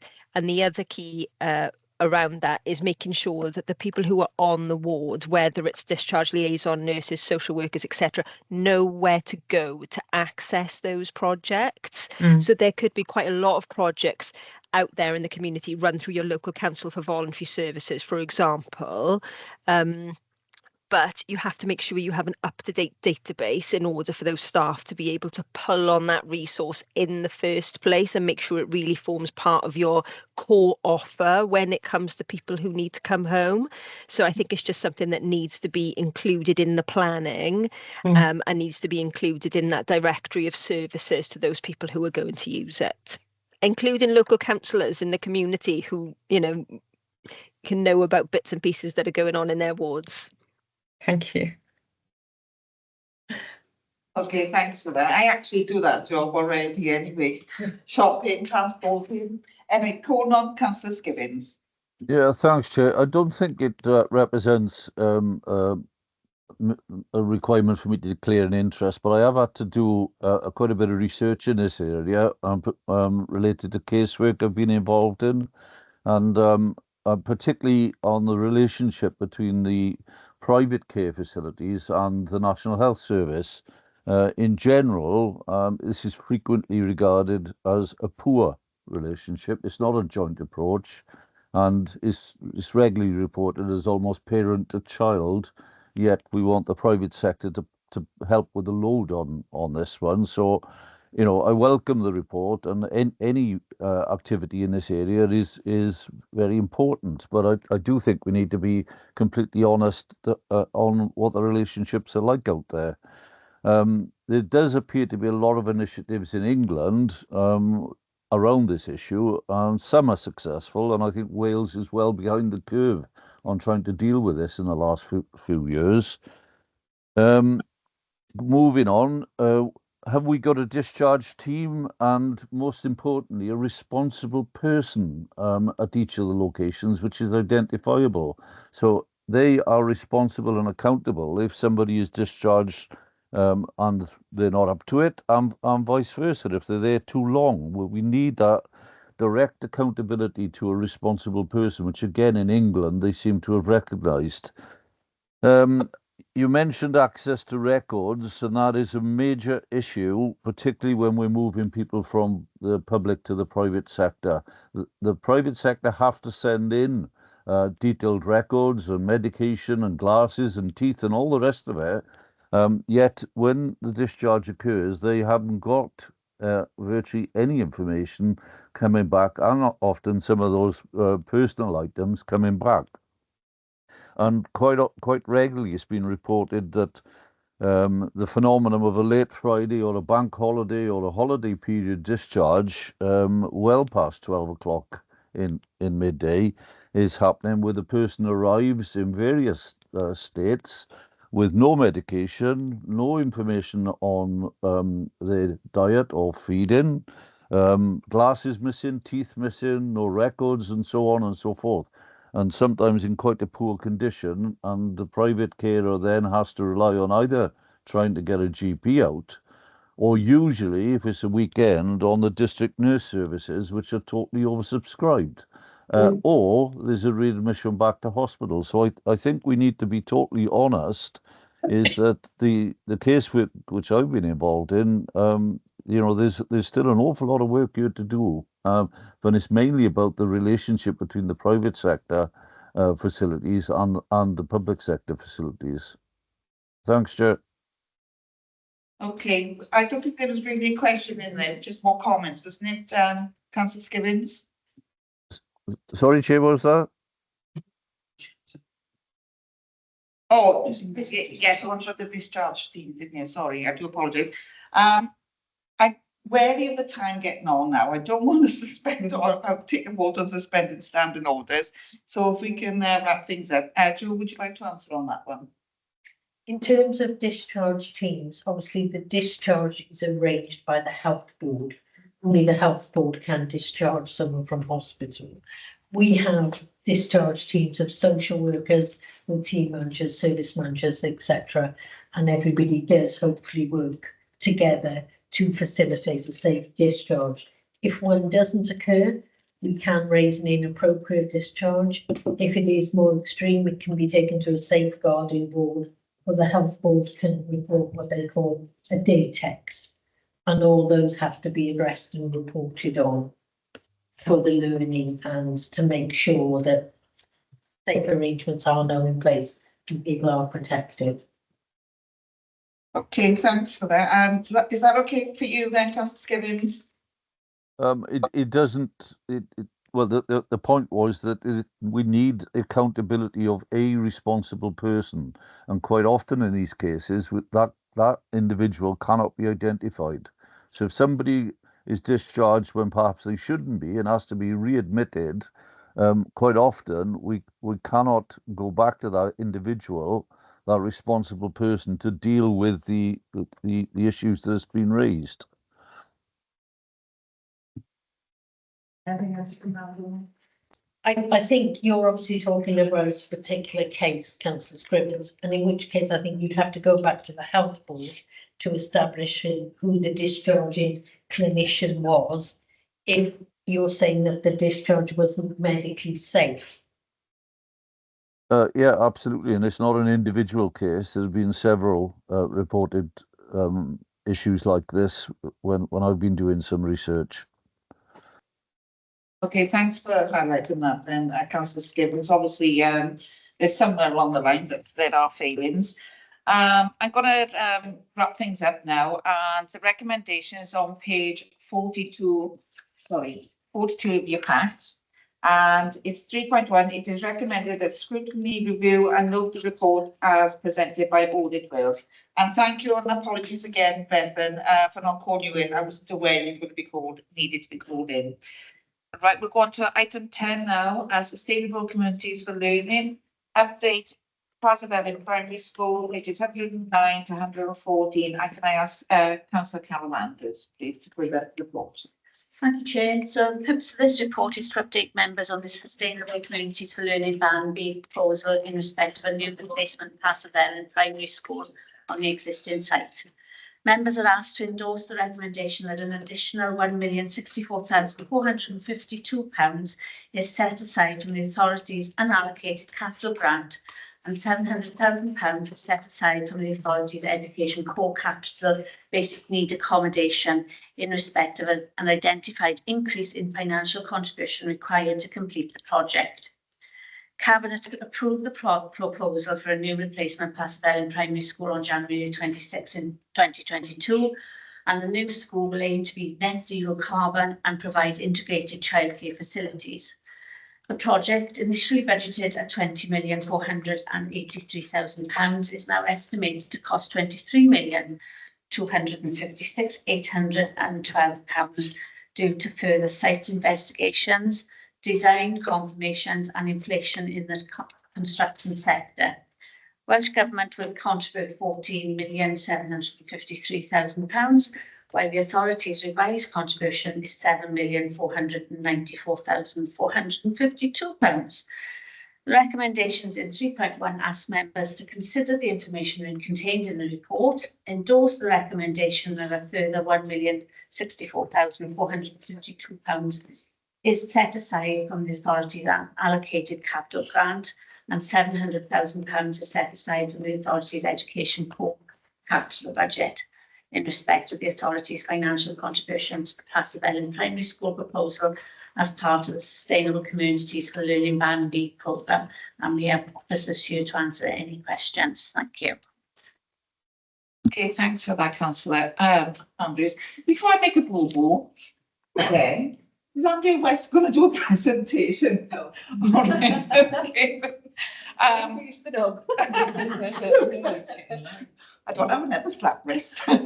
Right, so I think we go to questions then on this, and I think Councillor Heron, you'd like to make a question? Thank you, Chair. Hi, Andrea. I just want to ask a quick question. What are the anticipated benefits of the new Pasabellin Primary School and its integrated childcare facilities for the local community? And how will the project ensure the benefits are realised? So the benefits are that it's going to be a state-of-the-art primary school with childcare and community facilities. At the moment, the proposal is looking to remove the existing two buildings, which are class buildings, 1970s class buildings, that will be removed as a result of this extension. We've also worked with colleagues in planning with regards to future projections from housing developments in the area. So we're confident that the school will have adequate growth to be able to accommodate all the children from within the area. And also then we were working with other agencies that are currently using the facilities at the school to make sure that they're able to use those facilities within the new community facility within the school. And obviously this would be monitored And after 1 year, we will actually do a 1 year post occupancy evaluation that actually gets sent down to Welsh Government. And obviously then that will also include the pupil voice. So we meet with various people and we'll ensure that that post occupancy evaluation is carried out within the required timescale. That's interesting. Thank you, Andrea. That's something. Because it's, I just, that there are additional sporting facilities, quite significant sport facilities there, Andrea. There's going to be a multi-use games area available, and also the hall is being designed as such that they can actually participate for the use of sports should the community wish. We'll also, as well, in addition to that, just thinking about it, as part of the build, the contractor will be expected to provide community benefit and social value elements. So we are looking at the moment with the contractor to see what scope of work they can actually undertake to benefit the wider community.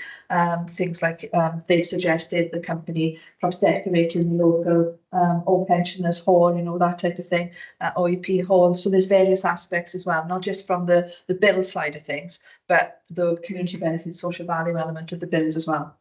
That's really interesting. Thank you. That's lovely, that is. Thank you. I'm very mindful now, we're down to the last 9 minutes before I either have to shut the meeting down or suspend standing orders. So I'm going to ask Councillor Aldworth now to ask her question. Thanks. Just to say that the planning was passed for this school last Wednesday, which was great. And also I'd like to move the recommendations, Chair, of this report. Thank you. Thank you for that, Councillor Aldworth. Second. Okay. I haven't even read the recommendations, so thank you very much for that. Just go through the recommendations quick. The recommendations are on page 110 of your packs. Members are asked to A, consider the information contained in the report, B, endorse the recommendation that a further 1,064,452 is set aside from the authority's allocated capital grant, and 700,000 is set aside from the authority's education core capital, basic need accommodation. In respect of the authority's financial contribution to the Plasvelin Primary School proposal as part of the Sustainable Communities for Learning Band B programme. We've had a move and a seconder. Can we go to Teams now, please? I think it's already been seconded. No, it's been moved and seconded. Second again, not to me. Pause on the screen, everyone.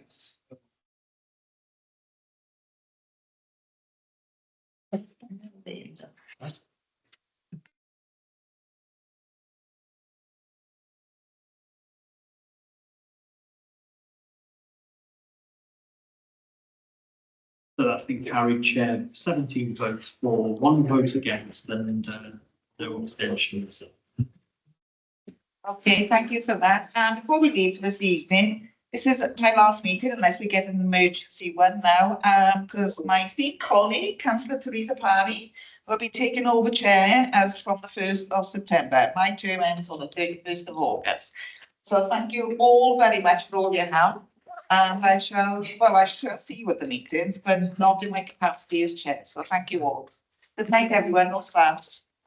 Thank you, Donna. Thank No you. staff. Thank you. Bye. Diolch bach. Thank you all.